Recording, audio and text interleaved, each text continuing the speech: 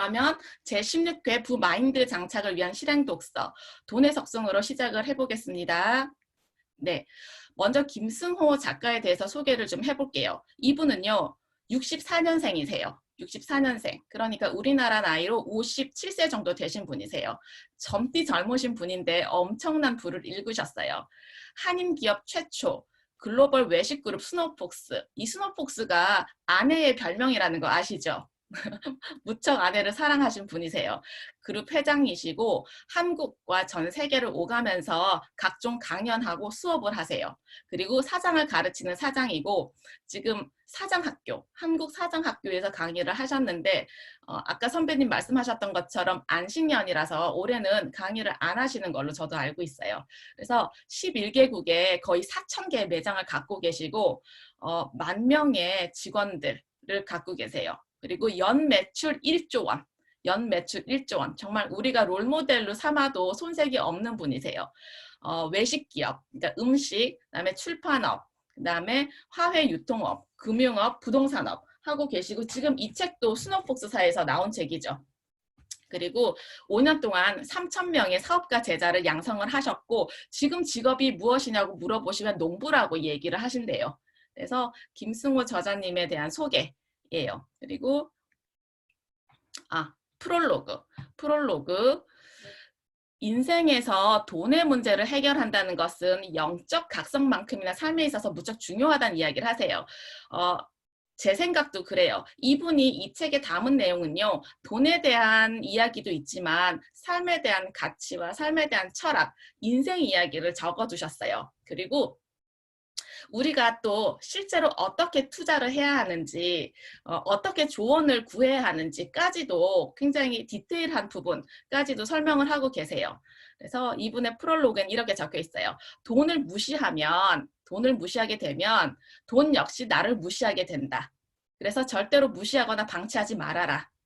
돈을 세속적이라는 이유로 방치하고 두렵다고 피하게 되면은 그 피해가 나와 내 가족, 그 다음 세대까지 이어지면서 평생 노동의 굴레를 벗어날 수가 없다. 너무너무 끔찍한 이야기였어요. 그래서 이 책의 중심 내용이 돈의 속성, 5가지 속성, 그리고 부자가 되기 위한 4가지 능력에 대해서 이야기를 하고 계세요. 그러면 첫 번째 챕터, 지금 제목은 챕터 제목이에요. 그리고 내용은 요점 정리예요. 돈은요. 법인보다 더 정교하고 구체적인 인격체다. 인격체. 그래서 자기를 소중하게 여기는 사람한테 붙어있기를 좋아하고 함부로 대하는 사람한테는요. 패가 망신을 퍼붓기도 한대요.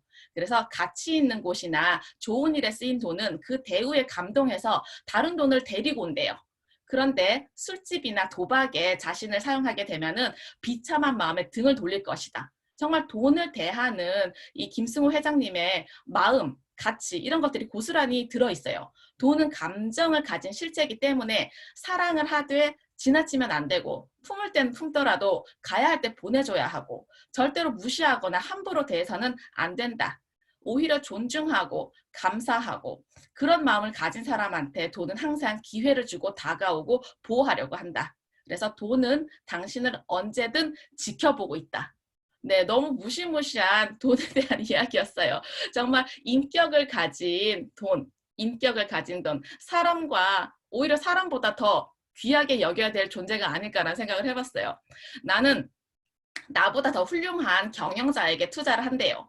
그래서 자산이 생겼을 때 김승호 회장님이 2가지 일을 하시는데 그 2가지 일이 뭐냐면 자신의 회사를 더 크게 키우는 거. 그 다음에 또 다른 자산을 만들어낼 만한 곳에 보낸다. 투자하시는 거. 2가지예요. 그러다 보니까 나보다 훌륭한 경영자에게 투자하는 일은 그들과 동업하는 거와 마찬가지다. 그래서 내가 갖고 있는 그 지분을 갖고 있는 그 회사의 물품이나 서비스를 이용을 하는데 이런 곳에 투자를 하셨대요. 이번 코로나 때도 거의 현금의 3분의 1을 투자를 하셨는데 바로 마이크로소프트, 아마존, 나이키, 체이스뱅크, 비자카드, 애플, 우버, 그다음 델타항공, 그다음에 코스트코, 코카콜라, 삼성 여기에다가 투자하셨대요. 이거를 다 공개하는 이유는 내가 이거를 이야기해줘도 너희들 안 할 거잖아. 이런 내용이 있었어요. 그래서 저 이거 보고 삼성전자 주식을 처음으로 한번 사봤어요. 최초의 실행이었어요. 주식 투자에 관한 실행. 그리고 일정하게 들어오는 돈의 힘에 대해서 강조를 하시는데요. 이분 책이나 이분 강연 보면은 이런 얘기 늘상 하시잖아요. 그래서 기업을 운영할 때도 가장 중요한 것이 현금 흐름인데 현금 흐름이 좋지 않으면 아무리 이익이 많다 하더라도 부도 날 확률이 높아진대요. 그래서 여름 한 차례 번 1,000만 원은 무척 가벼워요. 그렇기 때문에 국밥집에 100만 원은 단풍나무처럼 단단해서 건물도 만들어낼 수 있다. 행사 때 몰려온 그 단체 손님보다 더 중요한 사람이 단골이라는 거죠. 단골. 그래서 수입이 비정규적인 사람은 자산을 정규적인 수입 자산으로 옮기는 작업을 해야 한다. 거기가 어디냐? 일정 소득이 나오는 부동산이나 배당 주식. 이 말씀을 지속적으로 하고 계세요. 일관되게 부동산과 주식에 대한 이야기를 하고 계셔요. 돈은 중력의 힘을 갖고 있대요. 그렇기 때문에 그 돈이라는 것은 다른 돈에게 영향을 주고 그 돈의 액수가 크면 클수록 그 돈의 영향력이 커진다는 거예요. 그래서 이 거대한 지구도 한 개의 작은 입자가 주변 입자를 끌어들여서 이렇게 엄청나게 큰 모습을 갖춘 것이라고. 그러다 보니까 우리가 재산을 증식하는 과정, 돈을 증식해 나가는 과정을 보게 되면 1, 2, 3, 4, 5로 늘어나는 것이 아니라 배수로 늘어난다고 해요. 1, 2, 4, 8, 16 같은 배수로 늘어나요. 그러다 보니까 우리가 종잣돈에 대해서 얼마나 중요한지 알고 계시죠? 그 다음에 리스크가 클 때가 가장 작을 때이다. 그래서 이분이 코로나 시절에 3월 한참 주식이 폭락했을 때 그때 엄청난 두려움을 갖고 계셨지만 엄청난 투자를 또 감행을 하셨대요. 그래서 리스크가 크다고 알려진 것 자체가 리스크를 줄여놓은 상태래요. 그래서 폭락장은 리스크가 가장 줄어들었을 때, 그래서 그때 주식 투자하신 분들은 일단은 수익을 당연히 얻으실 수 있죠. 지금도 수익이 많이 나더라고요. 남들이 욕심낼 때를 두려워하고 남들이 두려워할 때 욕심을 내야 한다. 워런 버핏의 이야기를 인용하고 계세요. 그래서 결국에 나쁜 상황은 나쁜 상황이 아니고 오히려 할인된 가격에 자산을 구매할 수 있는 기회다. 그래서 리스크가 줄어든 시점이 가장 리스크가 클 때다. 그래서 리스크는 정기적인 모습을 가진 채 비정기적으로 나타나는데 뭐 평균, 뭐 숫자 이런 것들 다 의미 없는 말이라고 이야기를 하세요. 의미 없는 말이고 욕심이라는 것은 리스크를 낳기 때문에 그 욕심이 대중에게 옮겨 붙으면 낙관이라는 거품을 만들어내서 결국에는 그 거품은 폭락장을 만들어낸다. 그래서 어떻게 우리가 마음가짐을 해야 되는지 또 말씀을 하시고 계세요. 돈을 대하는 태도. 남의 돈을 대하는 태도가 내 돈을 대하는 태도라고 해요. 친구가 돈 낼 때요, 더 비싼 거 시키고 회식 때 더 많은 음식, 더 맛있는 거, 더 비싼 거 주문하시는 사람들 있잖아요. 그것이 바로 내가 돈을 어떻게 보고 있는지 알려주는 척도라고 하셔요. 그래서 세금, 공금, 이런 공공자산을 함부로 사용하는 사람은요, 자신의 돈 역시도 함부로 대하고 있음을 알아야 된다는 거. 이분이 농장을 운영을 하는데 그 농장 안에서 정말 개울 하나, 뭐 길 하나 만드는데 수억 원이 들어가는데 그 돈 한 푼 안 내고도 우리는 멀리 떨어져 있는 도시를 가로질러 다닐 수 있잖아요. 고속도로 엄청 잘 뚫려 있고 휴게소도 엄청 많이 있고 그런 것들이 다 우리가 내놓은 세금으로 만들어지는 것이라고. 그래서 세금은 내 돈이지만 동시에 남의 돈이기 때문에 함부로 사용하면 안 된다. 그런 태도를 가져라 이런 이야기를 하고 계시고요. 100억 원을 상속받았다고 쳤을 때 그 절대 잃지 말라는 유언이 붙어 있을 때 어떻게 해야 되나? 100억 원을 상속받았을 때 선배님 100억 원 상속받았다. 그런데 그 돈을 절대 잃지 말아라. 그런 유언을 내가 만약에 받았다면 어떻게 하시겠어요? 그 100억 원으로. 100억 원. 생각만 해도 너무 행복해지는 돈인데 그 100억 원인데도요. 일정한 소득 없이 손실 없이 이 100억 원을 유지를 하거나 이보다 더 많은 돈을 불린다는 것이 쉽지가 않다는 거죠. 그렇게 많은 돈이 아니라는 거죠. 276만 원이라는 그 정기 수입이 있다면요. 100억 원을 가진 자산가나 마찬가지라고 해요. 그래서 정기적인 자산은 고품질의 자산이다.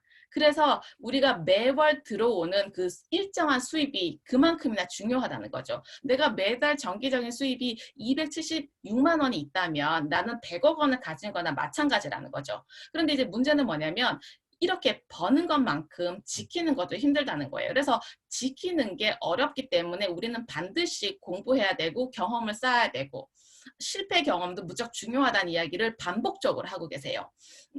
만약에 내가 100억 원을 갖고 있어요. 그런데 276만 원 급여 생활자의 생활 태도보다 훨씬 더 넘어서는 순간, 사치를 하는 순간 재산은요, 하향할 수 있다는 거죠. 그렇기 때문에 늘 검소하고 단정한 삶을 살아야 한다. 그래서 우리는 100억 원을 벌 사람들이니까 이 지혜를 미리 받아들여라 이런 말씀을 하고 계세요. 그래서 검소해라, 단정하게 살아라 이런 이야기예요. 이건 너무너무 우리가 마음에 와닿는 메시지인데요. 빨리 부자가 되려면 빨리 부자가 되려 해서는 안 된다. 너무너무 소름 돋는 말씀이었어요. 빨리 부자가 되려고 하는 그 욕심이 생기면 올바른 판단을 할 수가 없대요. 그래서 부자가 되기 가장 좋은 나이는 50세 이후. 50세 이후가 가장 좋대요. 젊어서 부자가 되면요. 부를 다루던 기술이 부족해요. 경험도 부족하잖아요. 그리고 투자로 얻은 그 엄청난 이익이나 사업으로 얻은 그 엄청난 이익이 더 눈에 보이기 때문에 유지하는 능력이 약해지는 거죠. 왜냐하면 계속 투자로 이어지니까. 그래서 빨리 부자가 되려는 마음을 버리고 종잣돈을 마련을 해서 복리, 그다음에 투자를 배우고 경제 용어를 배워서 금융 문맹에서 벗어나야 한다. 그래서 어떻게 금융 공부를 해야 되는지 또 뒤에 나와 있어요. 그거 이따 말씀드리고 자본이익이 노동소득보다 많아지는 날이 바로 경제독립기념일이라고 해요. 이분은요 7월 27일이 자신의 경제독립기념일이라고 하시더라고요. 선배님들 한번 정해보세요. 나의 경제독립기념일은 언제가 될까? 그러니까 나의 수익으로 내 노동소득을 대체할 수 있는 그날이 언제일까? 저는 적어놨어요. 적어놨으니까 선배님들도 이거 한번 적어보시면 좋겠어요. 그래서 우리는 빨리 부자가 되려 해서는 안 된다. 이 얘기 너무 이것도 가슴에 와닿았는데요. 경제 전문가는 정말로 경기를 예측할 수 있을까? 그렇지 않대요. 아무도 없어요. 아무도 경기를 예측할 수가 없고요. 그러니까 특정 구간, 지금 최근에 이런 사태가 일어났을 때 어떤 식으로 이 그래프가 움직일지 예측할 수는 있지만 그 거시경제의 경기를 예측하는 사람들은 거의 없대요. 그렇기 때문에 나는 잘 모른다. 나는 아무것도 모른다. 이렇게 말하는 사람을 믿을 만한 사람이다. 이렇게 이야기를 하시는데요. 우리는 그 누구의 말도 정확히 뭐라고 하죠? 모르잖아요. 거시경제도 모르고 앞으로 어떤 일이 일어날지도 모르고 코로나가 왔을 때도 정말 이게 얼마나 오래 갈지도 모르고 그래서 그 알 수 없다는 사실을 알았을 때 우리가 할 수 있는 게 뭐냐. 그냥 우리가 개별적으로 공부하는 거죠. 내가 능력을 갖추는 거 그거밖에 없대요. 그래서 그 이야기 말씀을 하고 계시고 이거 다른 이를 부르는 그 호칭에 따라서 내 운이 바뀐다. 내가 사용하고 있는 말 내가 타인을 어떻게 부르는지에 대한 그 호칭에 따라서 운이 바뀐다는 거죠. 그래서 이미 성공한 사람들은요. 자신을 되돌아볼 필요가 있다. 왜냐하면 성공하고 풍요롭고 안정적인 삶을 사는 사람들이 은연중에 타인들을 이렇게 하대하거나 무시하는 말투를 쓴다는 거죠. 그래서 자신을 돌아보기 위해서 지금 이 챕터를 쓰셨다고 해요. 자신을 돌아보기 위해서 이 챕터를 쓰셨으니까 우리도 그것을 본받아서 우리의 그 사소한 말 한마디 한마디에 주의를 기울여야겠다라는 생각을 해봤어요. 반복되는 운은 실력이고요. 반복되는 실패는요, 습관이래요. 그래서 재수 없다. 뭐가 잘 안 풀린다. 그래서 점을 보러 가시는 분들이 계시잖아요. 그래서 그런 분들에 대한 이야기도 쭉 하고 계시는데 더 큰 사고가 일어나기 전에 나의 모든 삶을 점검해야 된다. 내가 얼마나 돈을 함부로 대하고 있는지, 얼마나 쓸데없는 인연을 만나고 있는지, 음식은 얼마나 정갈하게 제대로 제때에 먹고 있는지, 집안에 들고 남은 얼마나 일정한지, 그리고 남을 비꼬거나 흉보지는 않은지, 욕을 달고 살지는 않은지. 그러니까 이분은요, 부에 대한 이야기를 하실 때 나부터 지금부터 여기서부터 시작하도록 계속 강조하고 계세요. 그래서 내가 지금 어떤 상황인지 내 모습을 돌아봐라. 그것이 시작이다. 운이 좋은 사람이든 나쁜 사람이든 일정 시간에 과하지 않고 정갈하게 식사해라. 우리가 그게 기본이잖아요. 저도 상담을 하면서 늘상 얘기하는 게 이제 그런 거죠. 삼시세끼 잘 먹는 거, 제때 잘 자는 거, 화장실 규칙적으로 잘 가는 거, 그런 것들이 삶의 기본 중에 기본이 아니지 않을까라는 생각을 해봤습니다. 그다음에 뉴스를 통해서 사실과 투자 정보를 구분하는 능력에 대해서 이야기를 하고 있는데, 우리는 미래를 알 수가 없잖아요. 그렇기 때문에 실제 있는 그대로 통계치 이런 것들만 보고 믿기로 마음을 먹으셨대요. 그렇기 때문에 3월 중순에 공포가 가장 달했을 때 현금 자산의 3분의 1 정도를 주식 투자할 수 있으셨다고 해요. 그래서 굉장히 공포스럽고 무서우셨지만 그 속에서도 희망을 본 이유는 발생 비율, 그러니까 코로나 환자의 발생 비율과 발생 기간이었다고 해요. 그래서 우리도 이 통계치를 볼 수 있는 그 안목이 너무 중요하다. 그리고 돈마다 시간은 다르게 흐르고 있다. 돈마다 시간은 다르게 흐르고 있다고 해요. 돈은요, 그 액수와 출처에 따라서 서로 다른 시간으로 흐르고 있는데, 시간이 많아서 천천히 흐르는 돈은요, 힘이 세다는 거예요. 그래서 이 돈이 투자에 들어가서 다른 돈을 이렇게 불러들일 때까지 의젓하게 잘 기다릴 수 있는 돈이 좋은 돈. 그런데 시간이 없는 경우에, 우리가 빚을 지고 투자를 한 경우에는요, 빨리 수익을 내야 되잖아요. 그럴 때는요, 훨씬 더 좋은 돈을 만들어내기가 힘들다는 거죠. 좋은 주인을 만난 돈은 점점 더 여유롭고 풍요로워진대요. 그렇기 때문에 우리는 많은 시간, 많은 돈을 갖고 진득이 기다릴 필요가 있다. 그러면 그 돈이 누구라도 시간 많은 돈을 거느릴 만한 주인이 되지 못하면 결국 그 돈이 당신을 거느리게 되시. 우리가 돈의 노예가 되는 게 아니라 우리가 돈을 부릴 수 있을 정도의 능력을 갖춰야 된다. 자본과 시간을 갖춰야 된다. 이런 말씀이신 것 같아요.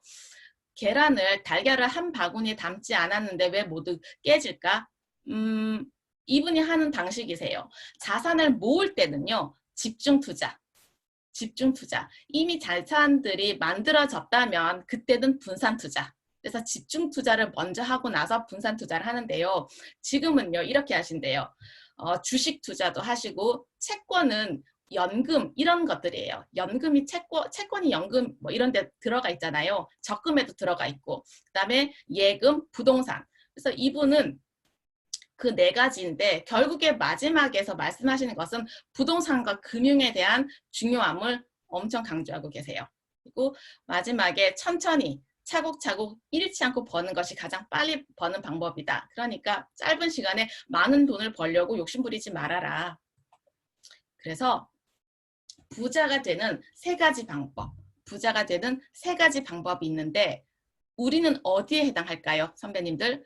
상속을 받아서 부자가 되는 방법, 복권에 당첨이 돼서 부자가 되는 방법, 그다음에 사업에 성공을 해서 부자가 되는 방법.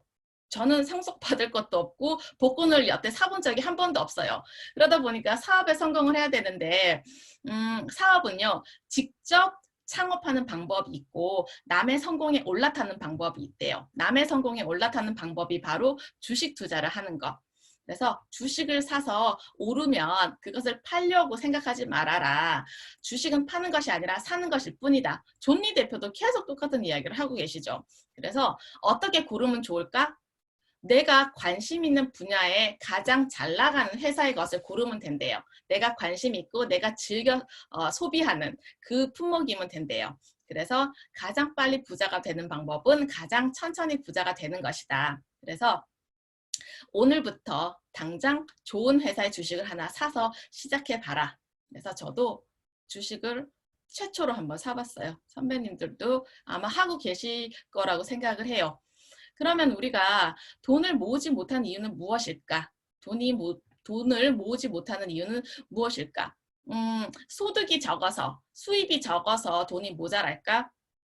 우리가 돈을 모으지 못하는 이유는요, 미래에 써야 될 돈을 지금 다 써버렸기 때문에 가난의 굴레에서 벗어나지 못한다고 그래요. 그래서 쓸 때는 많은데 수입은 적고 투자하기에도 돈은 너무 적기 때문에 결국에는 이도저도 못한다. 그런 사람들이 바로 가난한 자인데요. 이 가난한 자들은 급여가 아무리 많아도 결국에는 똑같은 말을 한다는 거죠. 그러니까 수입이 적더라도 그 안에서 우리는 소비를 하는 것이고 그 안에서 투자를 할 수 있고 모든 걸 다 할 수 있대요. 그런 습관이 내 몸에 붙게 되면은 수입이 많아졌을 때 충분히 더 많은 돈을 투자할 수 있겠다는 거죠.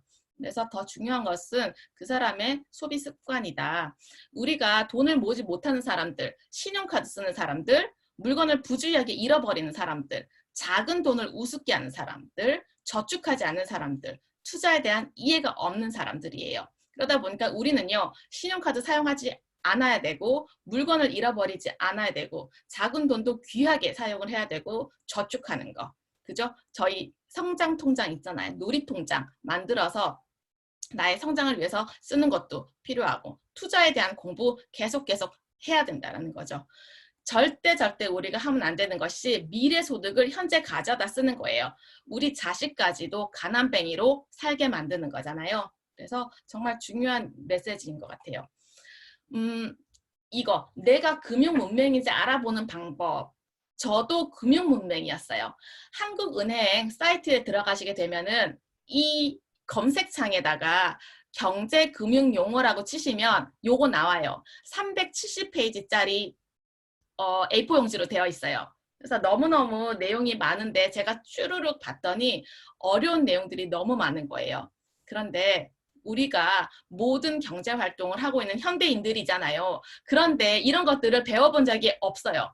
나름대로 투자를 하고 우리처럼 공부를 한다고 하는 사람들도요. 이 속에 들어갔더니 10% 정도 이해를 하나 모르겠어요.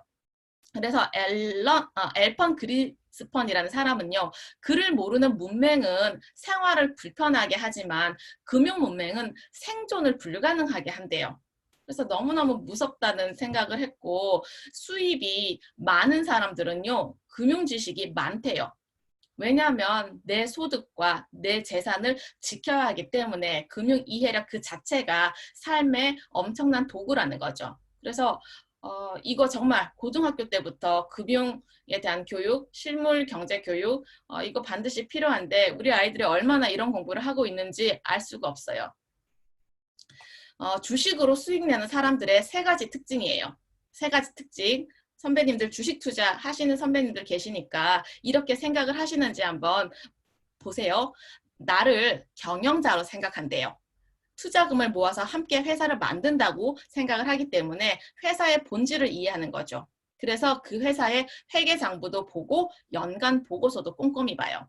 저는 주식 투자하기 전에는 펀드 투자를 했는데 펀드 투자에서도 분기별로 한 번씩 보고서를 보내주세요. 그래서 저 그전에는 이거 그냥 뜯어보고 바로 버렸는데 엊그제 왔어요. 저희는 메리츠 자산운용사에 제 거, 저희 아이들 거 다 펀드 투자를 하는데 그때 보니까 얼마만큼의 수익이 났는지 이 사람들이 어디다가 투자를 하는지 보이더라고요. 제가 보려고 애를 쓰지 않았을 뿐이지 보니까 설명을 굉장히 자세하게 친절하게 해주고 계세요. 선배님들도 투자하시는 분들 꼭 한번 살펴보시길 바라고 내가 보유하고 있는 그 돈은요. 품질이 좋은 돈이라고 해요. 그렇기 때문에 내가 보유하고 있는 그 돈이 중요한 거죠. 그 질 좋은 돈. 왜냐하면 느긋이 기다릴 수 있으니까 촉박하게 2년 후에 3년 후에 꺼내지 않아도 되니까 그런 사람들이 수익을 내는 사람들이에요. 그리고 싸게 살 때까지 기다린대요. 왜냐하면 이게 진정한 투자라는 것이 팔 때 잘 파는 것이 아니라 살 때 잘 사는 거래요. 그렇기 때문에 이렇게 유동성이 컸을 때 코로나처럼 폭락장이었을 때 잘 사는 사람들, 그 두려움을 이기는 사람들이 훨씬 더 주식으로 수익 내기가 쉽겠죠. 그래서 주식 투자는 온전히 자기 자본으로 자기 스스로를 믿는 사람들의 결실이다. 정말 이런 것들 투자해보시면 아시겠지만요. 나에 대한 믿음, 나에 대한 확고함, 나에 대한 어떤 내가 갖고 있는 돈에 대한 가치관, 그 다음에 미래 사회를 보는 어떤 나름의 안목, 이런 것들이 투자를 하도록 만들더라고요. 그런 것들이 없으면 세상이 암울해지고 부정적으로 바뀔 거라고 생각을 하면 바뀌지 않죠. 투자할 수 없잖아요. 그래서 세 가지 특징을 갖고 있다. 이거 한번 보시고요. 얼마를 벌면은 부자일까? 얼마를 벌면 부자일까? 국제적인 기준으로 봤을 때 백만장자라고 해요. 10억 이상의 금융자산. 그러니까 부동산을 제외한 금융자산이 10억. 그러니까 주식이라든가 현금이라든가 채권 이런 것들을 말하는 것 같아요. 그래서 한국 부자 보고서에 보게 되면 32만 명 정도. 1%가 안 되는 사람들이죠. 그런데 이런 사람들을 어떻게 우리가 알 수 있냐면 일단 내가 살고 있는 집에 대출 빚이 없는 거죠. 융자가 없는 본인 소유의 집. 그 다음에 한국 가구 월 평균이 소득 542만 원이 넘는 비근로소득. 그러니까 내가 노동을 해서 근로를 해서 벌어들이는 542만 원이 아니고 이자 수입으로 금융 수입으로 542만 원이 넘으면 부자에 포함이 된다는 거죠. 그런 다음에 세 번째 가장 중요해요. 가장 중요해. 욕망을 억제하는 능력. 욕망을 억제하는 능력. 우리가 보면은 혹한 것들이 너무 많잖아요. 세상에는. 얼마나 좋은 것들이 많아요. 그런 것들을 보고서도 내가 휘둘리지 않는 그 마음. 그게 중요한데 이 세 가지가 아니라 사실은 내가 내 삶에 대한 철학과 자존감을 가져야 누구와도 비교하지 않잖아요. 그럴 때 부자라고 말할 수 있다고 해요. 그런데 이 상황이 가게 될 때까지 더 이상 일하지 않아도 되는 상황을 만들어라. 그래서 부자는요, 금액에 따른 기준으로 잡을 수 없다. 왜냐면 내가 시골에 사는 게 너무나 만족스러워요. 시골에 사는데 시골 집값 너무나 싸잖아요. 그런데다가 대출빚도 없어요. 그리고 다른 사람들과 비교하지 않아도 돼요. 그리고 뭐 노령연금 나오잖아요. 국민연금 나오잖아요. 그걸로 내 생활이 유지가 된다면 그 사람은 부자라는 거죠. 그래서 이렇게 수치화되어 있지만 그것은 사람마다 다를 수 있다. 이렇게 말씀을 하고 계세요. 이분이 자신의 재산을 지키기 위해서 지금 안식년이라서 일을 하지 않으시는데도요. 이건 하고 계신대요. 이 순서대로. 아침에 5시에 일어나시거든요. 11시에 주무시고 5시에 일어나는 게 매일매일 일정하세요. 이분은요. 아침에 일어나면은 이메일을 확인하는데 4개의 이메일 즉각적으로 바로 반응을 하신대요. 광고들 다 지워버리고 그다음에 각 회사마다 있는 그 사장들의 보고 이런 것들에 대해서 즉각적으로 가부를 결정을 해준다고 해요. 그 다음에 펠레터나 제자들의 편지는요. 이거 정말 우리 배우면 너무 좋겠다는 생각이 들어요. 한 달에 한 번만 확인하고 한 달에 한 번 응답을 한대요. 왜냐면 이걸 수시로 하다 보니까 자꾸 거기에 대한 답장이 계속 와서 이것을 감당할 수가 없으셨대요. 그래서 한 달에 한 번 확인을 하시고 한 달에 한 번 답변을 하신다. 이거 굉장히 중요한 팁이라는 생각을 저는 해봤어요. 그런 다음에 신문을 읽으시는데요. 처음엔 미국 신문들 짜르륵 읽으세요. 그런 다음에 영국 신문들 짜르륵 읽으시고 러시아 신문들 짜르륵, 그다음에 일본 신문 짜르륵, 그다음에 중국 신문 짜르륵, 그다음에 중동 신문 짜르륵 읽고 프랑스 신문 짜르륵 읽고 그다음 독일 신문 짜르륵 읽고 그다음에 지역 신문인 휴스턴 신문 읽고 한국 신문 읽으신대요. 이 시간만 해도 엄청나잖아요. 우리 신문을 읽으시잖아요. 종이신문 보는데 엄청나게 시간 오래 걸려요. 저는 두 부를 받아보거든요. 한국경제하고 한겨레 신문을 보는데 제가 팁 하나 드릴게요. 신문 구독할 때 구독료가 18,000원이잖아요. 18,000원인데 만약에 신문 하나를 구독하게 되면은 뭔가 선물을 준다고 그래요. 월간지라든가 주간지. 근데 저는 그거 필요 없으니까 다른 신문 하나 더 구독하겠다. 그래서 한국경제하고 한겨레 반대 기조의 신문이라서 이렇게 받아보니까 정말 눈에 쏙쏙 들어와요. 어떻게 신문사들이 생각하고 있는지 정말 이거 한번 권해드리겠다는 생각을 제가 그전에도 했는데 잊어버리고 있었어요. 그런 다음에 이분은 세 번째로 경제 사이트를 한번 쫙 훑으신대요. 경제 사이트를 싹 훑으시고 그 다음에 부동산 사이트도 쫙 훑으신대요.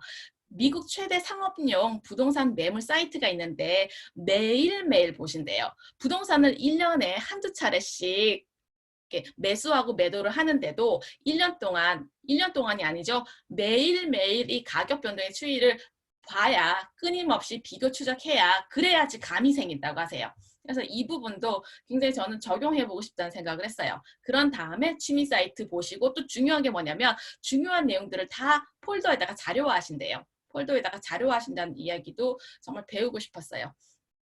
다 인쇄를 하신대요. 오프라인으로 인쇄를 하신대요. 우리는 온라인으로도 내 자료를 저장해 놓을 수 있는 것들이 있어요. 제가 지난번에 부동산 공부했을 때 제가 받았던 모든 자료는요. 제 비공개 밴드에다가 다 올려놨거든요. 혹시 그 자료 궁금하신 선배님들은 저한테 톡 주세요. 제가 가입시켜 드릴게요. 그다음에 가난은 생각보다 훨씬 더 잔인하다. 선배님들 가난을 경험해 보셨나요? 가난을 경험해 보셨나요? 네, 가난. 잔인하죠. 정말 끔찍하게 잔인하죠. 너무너무 힘들죠. 삶의 가치를 유지한다는 것은 지금 이 순간뿐만 아니라 인생 전반에 걸쳐서 이루어져야 된다는 거죠. 삶의 가치를 유지하는 것은 인생 전반을 걸쳐서 이루어져야 되는데 그러게 하기 위해서는 어떻게 해야 되느냐. 현재를 활용해서 남은 미래 전체에다가 자산을 분배하는 거야. 전체. 만약에 내가 미래에 가서 이만큼의 돈을 투자를 했을 때의 수익률과 지금 같은 돈을 투자했을 때 수익률은 다르거든요. 왜냐하면 시간이 다르기 때문에. 그 이야기 뒤에서 또 드릴게요. 경제적인 가난은 모든 선한 의지를 거두어가고 마지막 한 방울 남은 자존심마저 앗아간다. 그래서 빈곤은 예의도 품위도 없다. 너무 섬뜩했어요. 이 말 듣고서. 그래서 빌 게이츠도 이런 이야기를 했대요. 이분은 부자인 채로 태어나셨는데도 이 말씀을 하셨어요. 가난하게 태어난 것은 죄가 아니지만 가난하게 죽는 것은 나의 잘못이다. 그래서 우리는 또 아이들을 키우고 있는 부모이다 보니까 정말 우리 아이들을 위해서라도 어떻게든 가난의 굴레에선 벗어나야겠다. 그 최근에 이 신사임당의 킵고잉이라는 책을 제가 추천받아서 읽고 있는데 여기에서도 신사임당이 지금은 월 수입이 어마어마하더라고요. 1억이 넘어가는 월 수입, 순수입을 얻고 계시는데 이런 생각을 했대요. 처음에 돈을 벌어야겠다고 생각을 했을 때 나의 세대에서는 온전히 경제적인 자유를 누릴 수 없을 거라고 판단을 했기 때문에 우리 아이가 성인이 된 그 세대에는 오로지 마음껏 경제적인 자유를 누릴 수 있게 지금부터 준비하고 있다는 생각을 하고 계시더라고요. 그 생각도 우리가 적용하면 너무 좋겠다는 생각을 했어요. 그래서 가난이 생각보다 잔인하듯이 부자의 삶은 생각보다 훨씬 더 행복하다. 우리 같이 부자 돼서 함께 행복을 누리는 날이 빨리 오기를 기대할게요. 그 다음에 금융공황, 코로나 때잖아요. 이때 세 가지 인간상이 있는데 고스란히 피해를 당하는 사람들이래요. 이 사람들은 어떤 사람들이냐면 빚이 많은 사람들이래요. 그 다음에 두 번째 폭락장에서도요. 영향을 받지 않는 사람들은 어떤 사람들인가? 빚이 없는 사람들. 빚이 없고 수입이 따박따박 나오는 사람들이래요. 그 다음에 이때가 기회인 사람들. 엄청난 이익을 보는 세 번째 사람들이 바로 자산가들이래요. 자산가들은요. 이 폭락장에서 거대한 부를 일굴 수가 있다는 거죠. 그래서 가난한 자들의 돈이 부자에게로 흐르는 그 시기. 부자는 더 부자가 되죠. 부자들 엄청나게 대출할 수 있잖아요. 내 사업장을 갖고 있는 사람들은. 그래서 이런 이야기가 있고 상황이 정리되고 그 고개를 들었을 때는 낙관주의 자산가들은 이미 더 높은 집을 지어놓고 있다. 그게 신이 세상을 이끄는 방식이라고 해요. 그래서 섬뜩했고요. 네, 얼른 3번에 이익을 보는 자산가들 쪽으로 우리가 움직여야겠구나. 청년으로 돌아간다면 어떻게 할 것인가? 25살 된 청년으로 돌아간다면요. 이분은 이렇게 말씀하고 계세요. 저금하지 않을 거라고 하세요. 종잣돈을 마련하기 위해서 은행에다가 저금하는 일은 없을 것이고 매달 50만 원씩 한국에서 가장 큰 회사의 주식을 살 거라고 해요. 그래서 가장 천천히 부자가 되는 방법을 선택하겠다. 지혜는 기초학문으로부터 시작이 된다. 그래서 공부하는 것을 강조하고 계세요. 어떤 분야든 대가가 된 사람들은 모두 그 지혜와 지식 수준이 남다르다. 그래서 제가 세계 역사 이야기 공부를 하고 있는데 부자들이 즐겨 있는 그 분야가 역사, 그 다음에 베스트셀러가 아니라 스테디셀러라고 해요. 그래서 세계 역사를 저도 공부를 하고 있습니다. 세계 역사 공부할 때 제가 늘 말씀을 드려요. 그 과거의 지혜와 지식을 통해서 현재와 미래 삶이 좀 더 의미 있고 풍성해지기를 기원한다고 말씀을 드리는데요. 선배님들도요. 어떤 분야에서든 대가가 될 수 있게 끊임없이 공부하시라는 말씀 드리고 싶어요. 왜냐면 위대한 철학자는요. 생각의 각성에서만 출현하는 것이 아니라 지독하고 지루한 공부와 몸의 움직임 끝에 탄생을 한대요. 우리 몸은 늘상 움직이잖아요. 그런데 공부는 하는 사람이 있고 하지 않은 사람이 있는데 정말 고3 수험생만큼이나 공부를 열심히 해야겠구나. 다시 한번 저도 깨달았어요. 부자가 되기 위해서 지금 당장 할 수 있는 일, 우리 선배님 그때 말씀하셨던 것처럼 정리정돈하는 거, 비우는 일, 이거 똑같이 말씀하고 계세요. 앞으로 주식이 오를 것 같으니까 이거 모른다. 아무도 모른다. 그러니까 공부해서 너희들이 판단을 해라. 이런 말씀하고 계시고요. 지금 임대료를 내고 사업하시는 분들이 계시잖아요. 그 임대료를 건물주에게 내고 있는 사람들이라면 그 건물을 소유할 수 있는 최고의 능력을 가진 사람들이라고 이야기를 해요.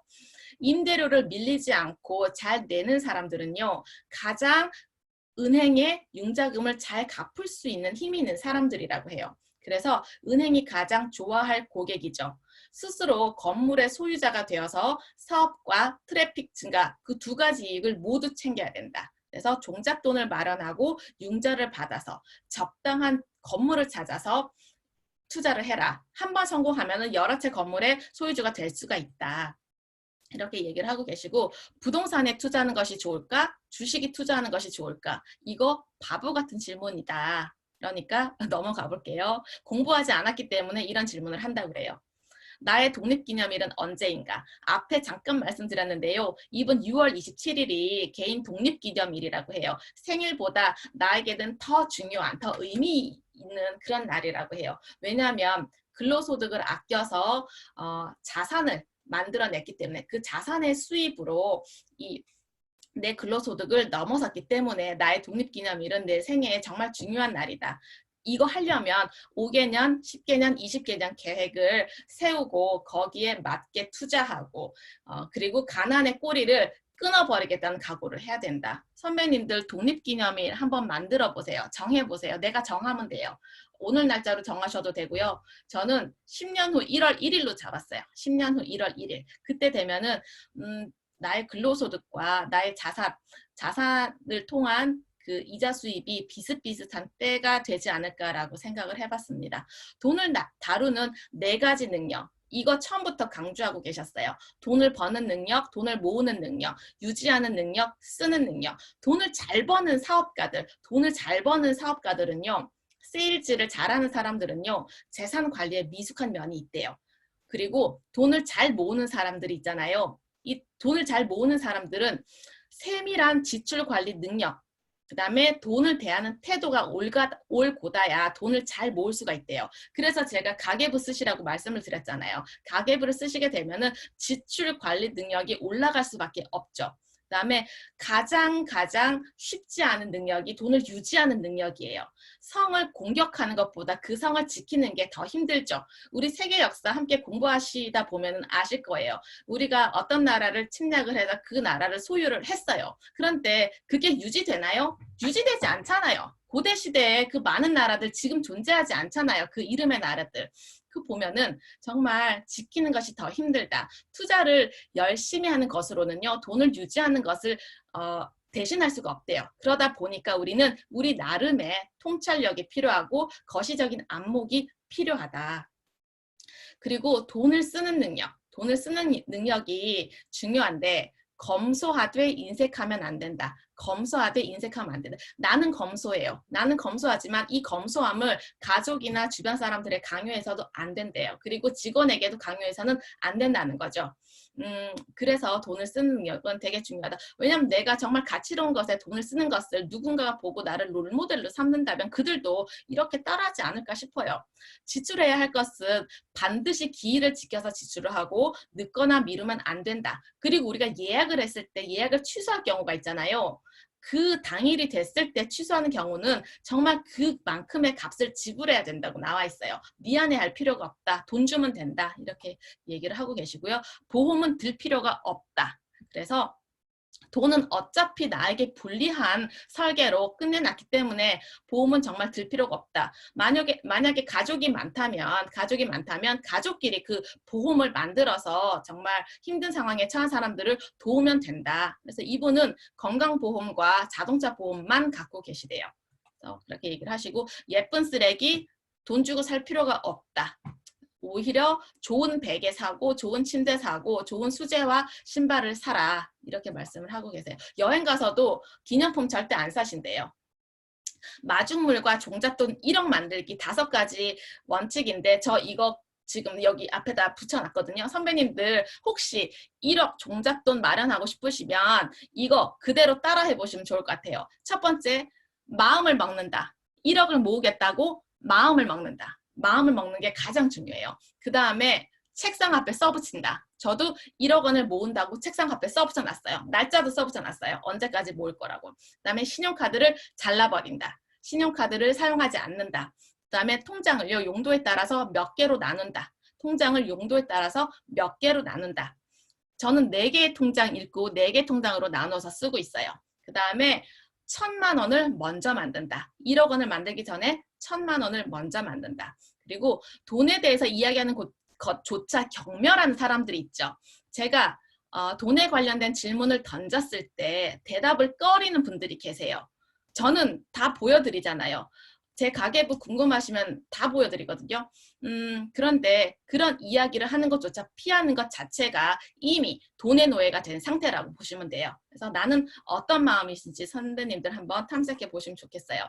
부채를 좋은 부채로 만들기 위한 조건이에요. 부채, 좋은 부채와 나쁜 부채 있잖아요. 부자 아빠, 가난한 아빠 보시면 이 내용 그대로 나와 있어요. 소비에 사용하면 안 되는 거죠. 대출받아서 내가 이걸 돈을 쓰게 되면 그건 나쁜 부채가 되는 거죠. 세 번째 보시게 되면 이 내용이 나와 있어요. 연이율 3% 융자 받아서 연이율 6% 빌딩을 사면은 수익이 난 거죠. 그래서 이 레버리지를 잘 활용하는 사람이 자본주의에서 부를 얻을 수 있는 사람이라고 나와 있죠. 그래서 부채도 좋은 부채가 있다라는 이야기를 하고 계세요. 이거 세상의 권위에 항상 의심을 품어라. 저 이 얘기 듣고서 너무 좋았어요. 너무너무 좋았어요. 우리는 어려서부터 세상의 권위에 무조건 충성하기를, 무조건 복종하기를 강요당하잖아요. 저는 굉장히 예민한 편이라서 이런 것들 하나하나에 굉장히 좀 감정의 기복이 심했어요. 근데 그 감정 기복조차 사실은 수용받지 못했던 경험들이 많이 있어요.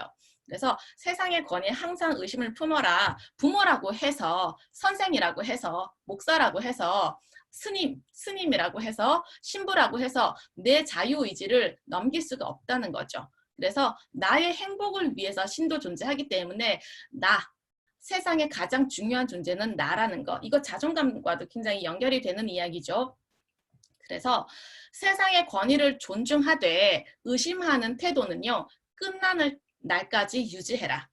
그리고 비로소 당신 혼자서 스스로 서게 되는 날이 올 것이다. 그래서 저 이 말이 너무너무 좋았어요. 세상의 권위, 이거 허황된 거라고 생각을 해요. 허황된 거. 권위라는 게 어디 있어요? 돈은요. 좋은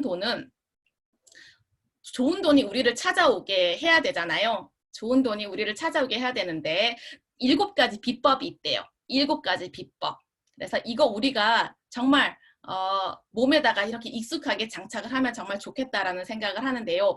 품이 없는 모든 버릇을 버려라. 욕하는 거, 투덜거리는 거, 경박한 짓 하는 거 다 버리고 도움을 구하는데 망설이지 말아라. 도움을 구해라. 이메일 보내라. 전화해라. 그래서 요청하고 찾아가고 부탁해라.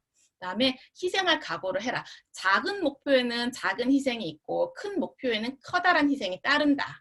그리고 기록하고 정리해라. 내가 투자한 내역들, 정보, 구매 기록, 아이디어 모두 기록하고 정리해라. 그리고 장기 목표를 가져라. 장기적인 목표를 가져라. 그다음에 모든 사람들에게 사랑받을 생각을 버려라. 다 필요 없어요. 다 필요 없어요. 진정한 친구는요. 2명도 많대요. 2명도 많대요. 그래서 가족 지상주의자예요. 가족의 지지가 모든 것의 기초다. 그리고 부정적인 사람과는 결별하고 더 나은 사람들과 어울려라. 그리고 마지막에 시간이 많다고 생각하지 말아라. 시간은 한계가 있죠. 그 다음에 직장인들이 부자가 되는 2가지 방법. 1인 기업가라고 생각을 하는 것. 그 다음에는요. 투자자가 되는 거. 그래서 최소한 2가지는 선배님들이 하고 계셔야 되겠다. 저도 이 2가지는 하고 있어요. 그래서 이 이야기를 하고 있고요. 감독이 중요한가? 선수가 중요한가? 투자자마다 그 사람의 나이도 다르죠. 수입도 다르죠. 그 다음에 투자금과 기대 수익에 대한 사용 계획도 다르잖아요. 그러려면은 가장 첫 번째 중요한 게 나의 재무 상태를 점검하는 거죠. 내 소득이 어느 정도인지, 내가 어떻게 지출하는지, 내가 지금 자산 비율을 어떻게 만들어냈는지, 어떤 계획이 있는지 이런 것들을 명확히 하는 게 중요하다고 하세요. 그러니까 선배님들 이거 꼭 한번 해보세요. 정말 중요한 내용이고요. 저는 가계부에다가 다 이런 내용들을 디테일하게 적어놨어요. 그런데 이분이 말씀하시기에는요, 투자에 있어서는요, 선수보다 뛰는 사람보다는 감독하는 사람이 훨씬 더 중요하대요. 왜냐하면 자산 분배를 잘해두는 것 자체가 바로 투자 이익의 전부라고 하거든요. 그러다 보니까 실제로 어떻게 운영을 할지 생각하는 거, 그것이 실제로 실제로 투입하는 그 투자금보다 훨씬 더 중요하다는 거. 이 책에서 또 좋은 내용이 있어서 제가 가지고 와봤는데요. 사업소득이라는 것은 기본 재료가 되는 게 생각이라고 해요. 생각. 그러다 보니까 어떻게 우리가 생각을 하고 자산 배분하기 전에 자산 운영을 잘 할지를 계획하고 생각하는 거. 그거 더 중요하다고 강조하고 계시고, 자, 은행에서 뭐라고 돼 있죠? 통장을 뭐라고 제가 여기 잠깐 가려져 있어서 안 보이네요. 그러니까 이 얘기를 하고 계시는 것 같아요. 선택이라는 것은 정해진 선택, 너희들한테 강요된 그 선택만 받아들일 필요가 전혀 없다. 그래서 여기 네 번째 보면요. 답안지 안에서만 선택할 수 있다고 생각하지 말아라. 너희들이 비행기를 탔을 때 기내식으로 쇠고기, 닭고기를 선택하라고 했을 때 둘 다 너희들은 먹을 수가 있다. 그 다음에 너희들이 예약하고 싶은데 예약이 지금 다 차서 안 된다고 하면은 대기자 명단에 넣어달라고 요청을 해라. 그래서 당연히 선택권을 나 스스로 늘릴 수 있는 방법을 제시를 하라고. 그래서 그런 방법들, 이거 생각이잖아요. 어떻게 내가 생각을 해서 더 좋은 선택을 내가 할 수 있는지를 알려주고 계시고, 선택하지 않는 것도 가장 좋은 선택일 수 있다는 거. 우리가 배부르면은 쇠고기든 뭐 닭고기든 안 먹을 수 있잖아요. 그런 선택을 너희들이 할 수 있다. 그다음에 떨어지는 칼을 잡을 수 있는 사람은 어떤 사람인가? 코로나 때 왕창 투자할 수 있는 사람은 어떤 사람들인가? 네, 나와의 싸움에서 이기는 사람. 그리고 나에 대한 확신이 있는 사람. 이렇게 말씀을 하고 계세요. 넘어가 볼게요. 시간이 좀 빨리 지나가고 있네요. 이거 되게 중요해서 이거는 말씀드릴게요. 김승호 회장님의 투자 원칙과 기준이에요. 8가지인데 이거 우리 적용하면 너무 좋을 것 같아요. 빨리 돈 버는 일을요. 멀리 해라. 천천히 부자가 되어라. 그리고 생명에 해를 입히는 모든 일에 투자하지 않는다. 그러니까 레카차, 사고가 나야 돈 버는 그런 것에는 절대 투자하지 않으신다고 해요. 그리고 투자하지 않는 일을 하지 않는다. 늘상 투자를 공부하고 늘상 투자를 실행하고 계시다는 거. 그리고 시간으로 돈 벌고 돈을 벌어 시간을 산다. 너무 멋지잖아요.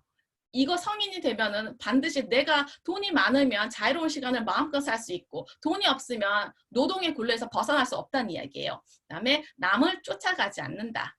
나 스스로 선택하고 책임진다. 그리고 위험에 투자하고 가치를 따라가고 탐욕에서 나온다. 네, 위험에 투자하는 거, 우리가 우리를 이겨야 가능한 그런 방식이죠. 그리고 이 7번 이야기 듣고 굉장히 위로받았어요. 주식은 5년, 부동산은 10년. 주식은 5년, 부동산은 10년. 바라보고 네, 매수를 하신대요. 그리고 주식이든 부동산이든 1등 아니면 2등, 3등은 버려버리신대요. 3등은 버려버리셔. 그래서 이 투자 원칙을 갖고 계신다는 거. 자식을 부자로 만드는 방법, 우리가 자식을 키우는 사람들이다 보니까 이 말도 굉장히 가슴에 와닿았어요. 증권통장을 하나 만들어준다. 저 그래서 부공부하면서 우리 아이들 신한투자금융에서 증권계좌 만들어줬어요. 소수점 투자하고 있어요. 그래서 우리 큰아이는 넷플릭스 주주고요. 작은아이는 애플 주주예요. 그래서 증권통장을 하나씩 만들어주는 것이 시작이다. 그리고 이번 아이의 생일에는요. 기업가라고 적힌 근사한 명함을 선물해줘라. 명함을 가지면 단박에 어른이 된대요. 그런데 이 기업가라고 적힌 명함을 주는 그 자식의 특징은요. 말 안 듣는 아이들, 고집센 아이들, 이런 아이들한테 훨씬 더 잘 먹힌다고 말씀을 하고 계세요.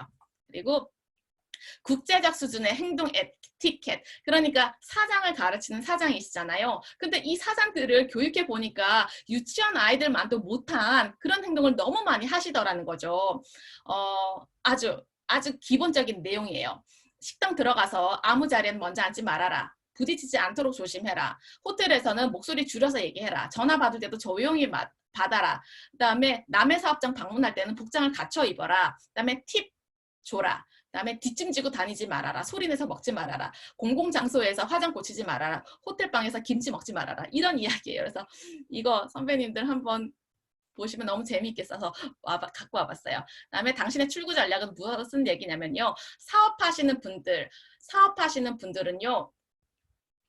사업자들한테 전하는 이야기인 것 같아요.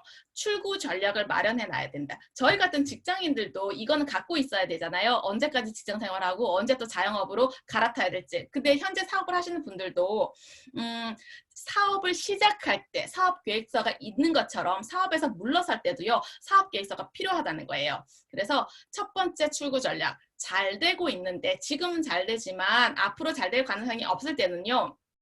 얼른 팔아라. 그 다음에 두 번째 출구 전략은 지속 성장이 가능성이 높은 회사는 인수와 합병을 고려해봐라. 그 다음에 세 번째 출구 전략은 뭐냐면 평생 운영할 사업체인지, 평생 운영할 사업체라면 평생 운영할 수 있게 이제 단단하게 만들면 된다. 그래서 세 가지 출구 전략. 사업하시는 선배님들 한번 생각을 해보시고, 모든 비즈니스는 결국 부동산과 금융을 만난대요. 부동산과 금융은 언제나 우리 편에서 일을 하도록 해야 돼요. 강자들이 그렇잖아요. 금융이나 부동산은 언제나 세상의 강자였고 강한 사람들에게는 약하고 약한 사람들한테는 강한 역할을 하면서 오랫동안 버티고 있대요. 그리고 사업체를 계속 크게 일구다 보면은 이 비즈니스가 결국엔 부동산이고 결국엔 금융이라는 그 깨달음을 우리에게 알려주고 계세요. 그래서 우리도 여기에 쑥 들어가야 된다. 똑똑한 사람들은요, 음모에 빠진대요. 왜냐하면 자신의 지식 수준이 높다 보니까, 상식이 높다 보니까 제 친구들 중에서도 굉장히 엘리트인 친구들이 여럿 있어요. 이 아이들이요, 투자하기 너무 힘들어 하더라고요. 그 불확실성에 베팅을 못하는 거죠. 그리고 그 불확실성에 들어가려면 정말 어떤 느낌이냐면 사기당할 각오도 해야 되고 뭔가 이렇게 빨가벗겨진 느낌도 들었어요. 그런데 그것을 못하다 보니까 네, 힘들어하는데 이제 그런 이야기를 하고 계시는 것 같아요. 편협한 생각, 지적인 우울감은요, 상식이 들어올 자리를 없애버린대요. 그래서 주변에서 그 어떤 이야기를 해도 잘 수용하지 않고 자신의 생각대로 그냥 뚜벅이처럼 이렇게 뚜벅뚜벅 가는 친구들을 제가 알고 있어요. 그다음에 투자의 승자 자격을 갖췄는지 이 11가지 중에 선배님들 제가 한번 읊어드릴 테니까 내가 몇 가지에 해당되는지 한번 찾아보세요. 나는 투자와 트레이닝을 구분할 수 있는가? yes, no 한번 대답을 해보세요. 그다음에 매수와 매도의 기준이 있는가? 있어 보이고 싶은가? 그다음에 5년간 안 써도 될 돈이 있는가? 수입이 일정한가? 그다음에 승부욕이 강한가? 대중과 함께 사는가? 그다음에 빨리 돈을 벌어야 하는가? 복리를 이해하는가? 이번 달 신용카드 결제 대금을 다 갚지 못해서 2월을 시켰는가? 귀가 얇은 편인가? 네. 여기서요. 5개가 넘어가면 절대 투자하면 안 된대요. 그때는 공부를 하고 있어야 된대요. 공부를. 그래서 이 얘기를 제가 드리고 싶었어요. 네, 저는 딱 5개예요. 5개. 그다음에 이거는 무슨 말이냐면은 그 돈을 벌기 위해서는요 어떻게 해야 되느냐, 돈을 벌기 위해서는 어떻게 해야 되느냐, 되게 기본이죠. 기본. 욕심을 절제해라. 그러니까 머리는 시원하게 발은 따뜻하게 두고 배는 가득 채우지 말고 조금 부족한 듯이 먹어라. 그리고 돈을 벌기 위해서는 부지런하게 현장을 다녀보고 알아보고 공부해라. 욕심은 절제해라. 투자는 지나치게 되면은 제로가 될 수 있기 때문에 80%, 80점 정도의 투자 수익을 냈다면 성공이다. 이런 이야기 하고 계세요. 부자가 되기 위해서 어떻게 해야 되느냐? 버는 돈보다는 쓰는 돈을 잘 관리해야 된대요. 그리고 수입 규모, 내가 엄청나게 많은 돈을 벌어들이는 게 중요한 게 아니라 어떻게 이것을 지출해 나가느냐가 더 중요하다는 거죠. 그리고 수입 중에서 가장 좋은 수입은 정기적으로 나에게 들어오는 현금의 흐름. 그다음에 가장 나쁜 지출은 정기적으로 나가는 돈이에요. 그래서 제가 어제 가계부 특강을 했는데 그때도 말씀드렸던 게 나가는 고정 비용을 줄이셔야 종잣돈 모으기가 쉽다라는 말씀을 드렸어요. 정기적으로 나가는 돈을 줄여라. 그다음에 다른 내용들은 넘어가 볼게요. 상식적인 이야기라서. 그다음에 흑수저가 금수저를 이기는 방법. 이거 무슨 이야기냐면요. 지금 굉장히 대세인 기업들 있잖아요. 테슬라 엄청나죠. 아마존, 구글, 애플 이런 회사들도요. 10년, 20년 전에는 약자였다는 거죠. 그래서 흑수저를 갖고 있는 사람들은 금수저를 이기기가 훨씬 쉽다. 훨씬 더 가볍다. 훨씬 더 유연하다. 그런 이야기를 하고 계시기 때문에 내가 흑수저라는 생각을 하더라도 두려워하지 말아라. 그게 오히려 너희들한테는 이득이다. 이런 얘기를 하고 계세요. 큰 부자는 하늘이 낸다. 네, 열심히 노력하고 성실하고 근면한 것은요. 부자의 요소일 뿐이죠. 이렇게 살면은 작은 부자는 쉽게 될 수 있어요. 그렇지만은 정말 큰 부자가 되었을 때는 운이라는 거. 운을 끌어당길 수 있는 사람이 되면 좋겠다. 그러려면 어떻게 해야 돼요? 감사일기 쓰시고요. 성공일지 쓰시면 돼요. 제가 이거 그때 추천드렸잖아요. 감사일기, 추천일기, 해빙. 선배님들 해빙 읽으신 선배님들은요. 해빙 일기 쓰시면 돼요. 내가 무엇을 가지고 있는지 그것에 대한 감정은 어떤 감정인지 적으시게 되면은 감사의 마음으로 운을 끌어당길 수가 있다. 그 다음에 이분은 이 말씀을 하고 계세요. 내가 무엇을 바꾸고 싶은 염원이 있다면요. 100일 동안 계속하는 버릇이 있대요. 그래서 내가 원하는 것을 100번씩 100일 동안 써보는 것. 그것이 바로 나에게 증명해내는 시간이라고 그래요. 생각의 비밀이란 책에서도요. 이 이야기를 첫 번째, 두 번째 아주 앞에 장에서 계속 강조를 하고 계셨어요. 내가 정말 원하는 것을 100번씩 100일 동안 써라. 저는 세 가지 소원 100일 쓰기만 했는데도요. 100일 동안 다 이뤘어요. 이걸 하기 가장 힘든 게 뭐냐면 내가 무엇을 원하는지 모르는 거예요. 그래서 내가 정말 무엇을 원하는지 정확히 알고 그것을 쓰게 되면 무조건 이룰 수 있다는 거. 저도 경험해서 말씀을 드려볼게요. 아직도 할 사업은 끝도 없이 많다. 네. 그래서 어제 코엑스에서 창업박람회 했거든요. 오늘도 하는지 모르겠네요. 코엑스에서 창업박람회 이런 데 돌아다니면 정말 사업 아이템들이 무궁무진하게 많다는 사실을 알 수가 있다. 그리고 사업가는 스스로에게 자유를 주는 유일한 직업이다. 그래서 기회가 되면 무조건 창업해라. 아무리 소득이 높은 의사, 변호사, 그 다음에 운동하는 선수들, 그 다음에 그 연예인들 이보다 더 이분들이 자꾸 이제 사업으로 방향을 전환하는 이유가 바로 이거죠. 자유를 줄 수 있는 유일한 직업이기 때문에 나를 갈아 넣지 않아도 되는 그런 일이잖아요. 그래서 이 얘기 하고 계시고 돈마다 품질이 다르다. 아까 이거 얘기했던 내용들이니까 좋은 돈과 좋지 않은 돈, 좋은 빛과 좋지 않은 빛, 힘이 센 돈 이런 것들 다 연결이 돼요. 넘어가 볼게요. 이거 잠깐 말씀드릴게요. 가족 안에서 내가 부자가 됐을 때 어떻게 행동해야 되는가. 내가 10억 원의 자산가이다. 그럴 때 하지 말아야 될 거. 부모님 차 사주는 거. 부모님 집 사주는 거. 이거 혹시 하시는 선배님들 중에 10억이 안 되는 분들은요. 이거 하시지 마세요. 이거 왜 해요? 할 필요 없어요. 그리고 형제들한테 창업자금 빌려주는 거 하지 마세요. 이거는 더 큰 부자가 됐을 때 하는 거예요. 그리고 해야 할 일이 뭐냐면 부모님을 모시고 있는 친척들한테 명품 가방 사주기, 조카들에게 노트북 사주기, 가족 단체 식사값을 혼자서 내보기, 부모님한테 생활비를 정기적으로 드리던데 부모님들이 이 돈을 쓰지 않으시면요. 드리지 말래요. 이 돈을 다 쓰셔야 주기적으로 생활비를 드리라고.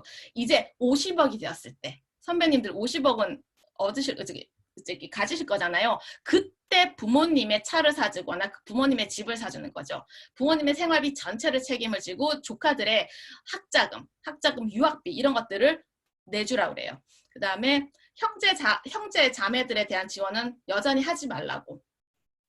그리고 내가 100억이 되었을 때 할 수 있는 게 뭐냐. 형제들 중에 가난한 사람이 있으면 그들을 돕는 거죠. 그 다음에 형제들이 투자를 하려고 할 때 내가 이제 그들을 돕는 거죠. 그래서 우리의 가문이 부자 가문이 되도록 만드는 그 시기가 바로 내가 100억을 가졌을 그 시점이라는 거죠. 그래서 가족이나 친척들의 봉이 아니고 보험이 되어야 된다. 근데 이런 것들은 내가 스스로 하는 게 아니라 내 배우자를 통해서, 내가 아무리 자산이 많고 부를 이루었다 하더라도 내가 직접 가난한 자를 돕기 위해서 막 계좌이체 해주고 이거 아니고요. 배우자를 통해서 하라 그래요. 그러면은 함께 더 인정받을 수 있겠죠. 실패할 권리. 실패를 통해서 우리가 성공할 수 있다는 이야기 앞에서 계속 강조했었잖아요. 도저 셰퍼의 돈에서도 나오고. 그래서 부모들도요. 자녀의 실패에 너그러워져라. 실패를 통해서 우리가 경험을 쌓고 그게 우리 삶의 공부이잖아요. 그다음에 책이 부자로 만들어줄까? 우리 앞에서 다뤘던 책들 중에서 부자들의 서재는 엄청났죠. 엄청나게 으리으리하고 그 엄청난 서재를 다 갖고 계셨는데요. 그 책은 우리를 부자로 만들어줄 수 없다고 해요. 우리가 갖춰야 될 게 뭐냐면 책을 해석하는 능력, 스스로 질문하고 스스로 답하는 능력이 바로 부자의 길이라는 거죠. 그래서 우리가 어깨를 펴고 무릎을 세우고 거인과 함께 걷는 방법을 알려주는 책, 바로 산책. 그러니까 책을 읽고 산책을 통해서 사색하라는 메시지인 것 같아요. 그래서 생각해라. 사업소득의 근원물질이 바로 생각이라고 이 주원규 작가도 이야기를 하고 있어요. 넘어가 볼게요. 신은 공평하지 않아요.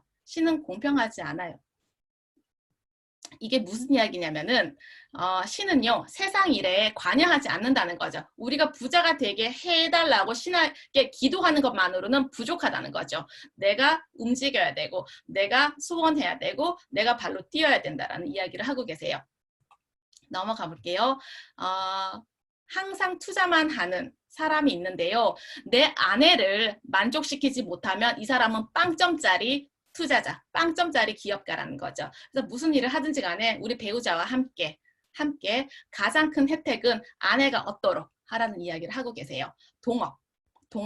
혹시 동업하시는 선배님들 계실지 모르겠는데요. 동업을 할 때 투자 받는 사람한테 이렇게 질문을 하래요. 당신이 다른 사람의 돈을 자기 돈보다 더 중요하게 생각할 수 있는 사람인가? 그다음에 투자를 하는 사람한테는요. 이 돈을 돌려받지 못해도 괜찮은 돈인가?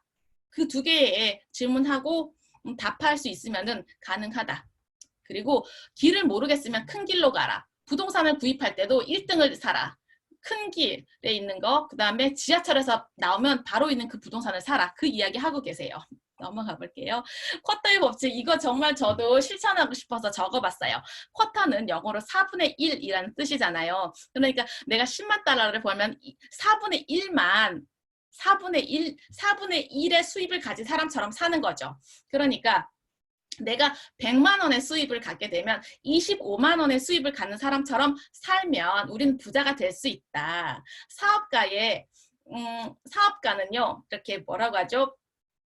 경계를 넘지 않는 옷차림. 그러니까 사치의 경계를 넘지 않는 옷차림. 깨끗한 자동차, 잘 정리된 집, 그 다음에 신용을 높여주는 고운 언어, 단정한 태도, 정갈한 음식인 거죠. 돈을 많이 쓴다고 정말 부자처럼 보이기 위해서 노력할 필요가 없다. 그래서 검소하게 살아라. 그게 부자의 지름길이다. 이 얘기 너무 적용하고 싶었어요. 재산을 모을 때는요, 농부가 되고 투자할 때는 어부가 되어라. 그래서 이분 농부라고 소개를 하고 계시죠. 넘어가 볼게요. 돈을 모으는 4가지 습관.